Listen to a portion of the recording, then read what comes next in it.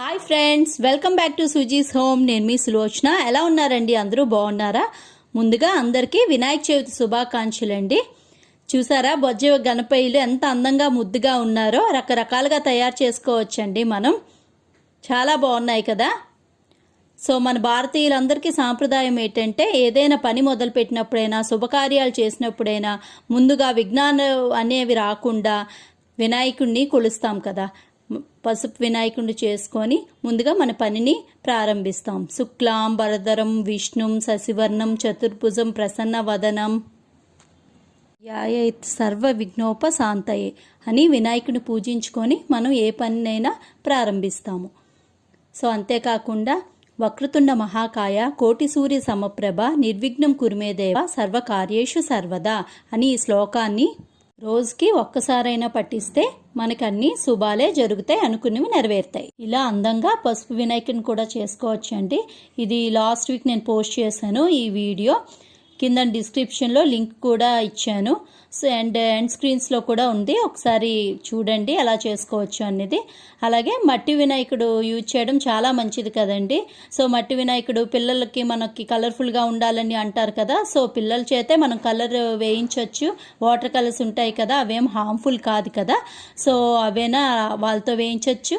అది ఎలా వేయాలో కలర్ఫుల్గా మట్టి వినాయకుడిని ఎలా తయారు చేయాలో ఇప్పుడు మీకు చూపిస్తాను, చూడండి. ఇక్కడ నేను ఒక మట్టి వినాయకుడి విగ్రహాన్ని తీసుకున్నానండి. ఇలా బాగా ఒక క్లాత్ తీసుకొని మొత్తం క్లీన్ చేసుకుందాం. ఇలా జస్ట్ పైన ఏమైనా డస్ట్ అది ఉంటే పోతుంది కదా.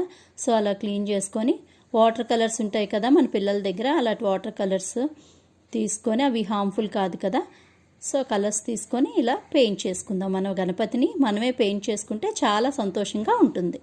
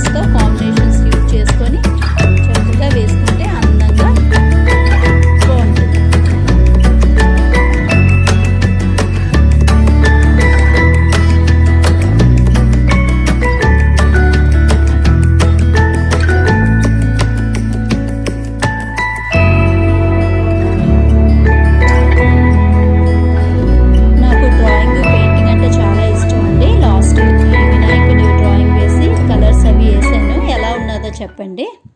ఎలా ఉన్నదో తప్పకుండా నా కామెంట్ సెక్షన్లో కామెంట్ చేయండి. ఒక్కసారి అందరికీ వినాయక చవితి శుభాకాంక్షలు. వీడియో చూశారు కదా, లైక్ పెట్టడం మర్చిపోరు కదా, అలాగే కామెంట్ కూడా చేయండి. ఫస్ట్ టైం చూసిన వాళ్ళు తప్పకుండా సబ్స్క్రైబ్ చేయండి, మన ఛానల్ని ఎంకరేజ్ చేయండి. మరో మంచి వీడియోతో మళ్ళీ కలుద్దాం. Thanks for watching. Bye, take care.